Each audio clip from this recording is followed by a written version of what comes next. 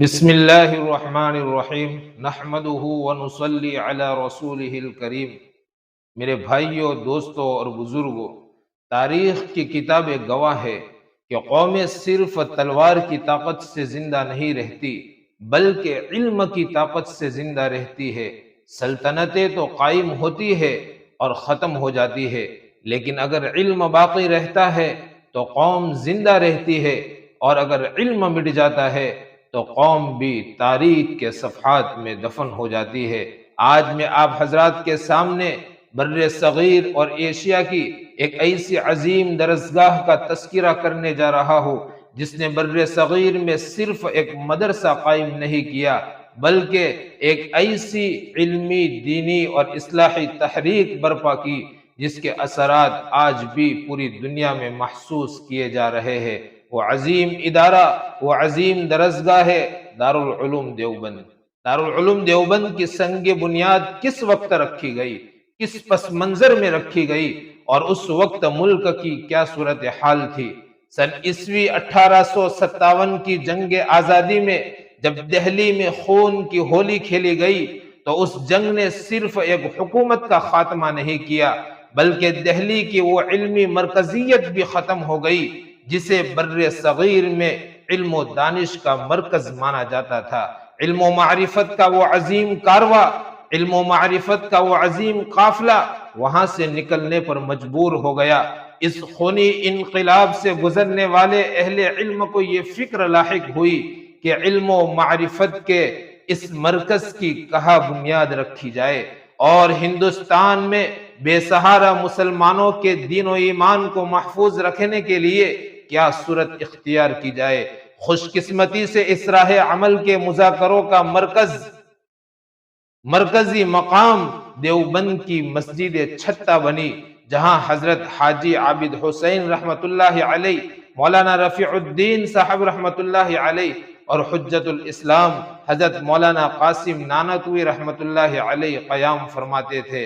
میرے بھائیوں، میرے دوستوں، یہ وہی جگہ ہے جہاں مولانا مہتاب علی، مولانا ذوالفقار علی، مولانا فضل الرحمان صاحب، مولانا قاسم نانوتوی رحمت اللہ علیہ جیسے اکابرین کا اکثر وقت مسلمانوں کے علمی اور دینی ورثے کے تحفظ، اس کی بقا، ترقی اور ملت کی حفاظت کی فکر میں گزرتا تھا۔ ان بزرگوں کی یہ فکر تھی کہ دہلی اب علمی مرکز کے طور پر باقی نہیں رہا، اس لیے اب دیوبند میں ایک ایسی دینی درسگاہ قائم کی جائے جو دین اسلام کی حفاظت کا مضبوط قلعہ بن سکے۔ اب سوال یہ تھا کہ مدرسہ کیسے قائم ہوگا اور کس نظام کے تحت چلے گا۔ برطانوی تسلط کے بعد اسلامی تعلیم گاہ کو چلانا بھی ایک بڑا مسئلہ بن چکا تھا، اس لیے ان اہل اللہ کی مرکزی اور اجتماعی فکر یہ تھی کہ مدرسہ حکومت کے بجائے عوام کے چندے سے چلے گا تاکہ اس کی آزادی ہمیشہ برقرار رہے۔ سب سے پہلے چندہ دینے والوں میں حضرت حاجی عابد حسین، مولانا مہتاب علی، مولانا فضل الرحمان، حاجی فضل حق، مولانا ذوالفقار علی اور سید ذوالفقار ثانی شامل تھے۔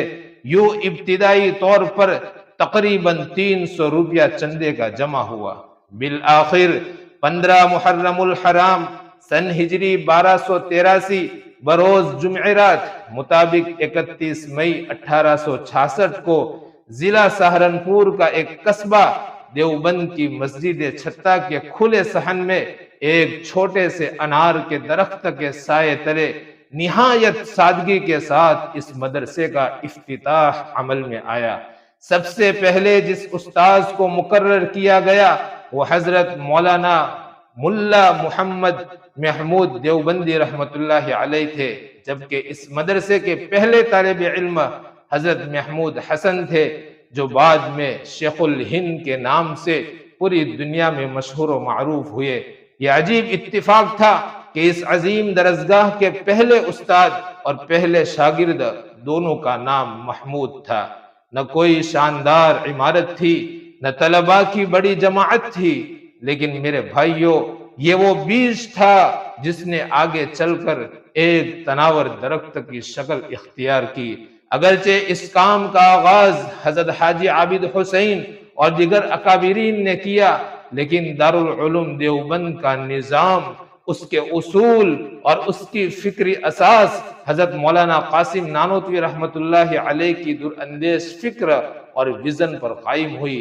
انہوں نے ایسے اصول مرتب کیے جو آج بھی کتابوں میں محفوظ ہے اور دارالعلوم کی شناخت سمجھے جاتے ہیں۔ حقیقت یہ ہے کہ دارالعلوم دیوبند 13ویں صدی ہجری کی ایک عظیم دینی، تعلیمی اور اصلاحی تحریک تھی۔ اس وقت کے حالات کے مطابق اس کا قیام وقت کی ایسی ناگزیر ضرورت تھا کہ اگر یہ درسگاہ وجود میں نہ آتی تو بر صغیر کے مسلمانوں کے وجود کا مسئلہ پیدا ہو جاتا، اور شاید مسلمان بھی اسپین کی طرح تاریخ کا ایک قصہ پارینہ بن کر رہ جاتے، یعنی صرف تاریخ کی کتابوں میں ان کا ذکر باقی رہتا مگر ان کی علمی اور دینی شناخت مٹ جاتی۔ یہ کہنا بیجا نہ ہوگا کہ جس طرح عربوں نے ایک زمانے میں یونانی علوم و فنون کو ضائع ہونے سے بچایا، اسی طرح دارالعلوم دیوبند نے ہندوستان میں علوم اسلامیہ کی حفاظت کی اور ہندوستان کو دوسرا اسپین بننے سے بچا لیا۔ جہاں تک میرا مطالعہ ہے، جامعہ ازہر مصر کے علاوہ اسلامی علوم و فنون کا شاید ہی کوئی ایسا ادارہ ہو جو اپنی قدامت، مرجعیت، مرکزیت اور طلباء کی کثرت کے اعتبار سے وہ مقام رکھتا ہو جو دارالعلوم دیوبند کو عالم اسلام میں حاصل ہے۔ دارالعلوم کی خدمات کی گونج افغانستان، بخارا اور سمرقند تک پہنچی۔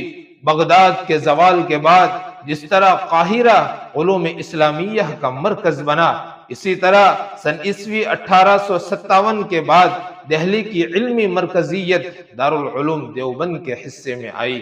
اس عظیم درسگاہ سے ہزاروں علماء، محدثین، فقہاء، مفسرین، مصنفین، مشائخ اور دیگر علوم و فنون کے ماہرین پیدا ہوئے جنہوں نے پوری دنیا میں دین اسلام کی خدمت انجام دی۔ خلاصہ یہ ہے کہ علوم و فنون کا یہ سمندر آج بھی قرآن و حدیث کے علم کے پیاسوں کی پیاس بجھا رہا ہے اور انشاءاللہ قیامت تک بجھاتا رہے گا۔ اللہ تعالیٰ سے دعا ہے کہ اللہ تعالیٰ ہم سب کو اس عظیم درسگاہ سے وابستہ رہنے کی توفیق نصیب فرمائے۔ وآخر دعوانا ان الحمد للہ رب العالمین۔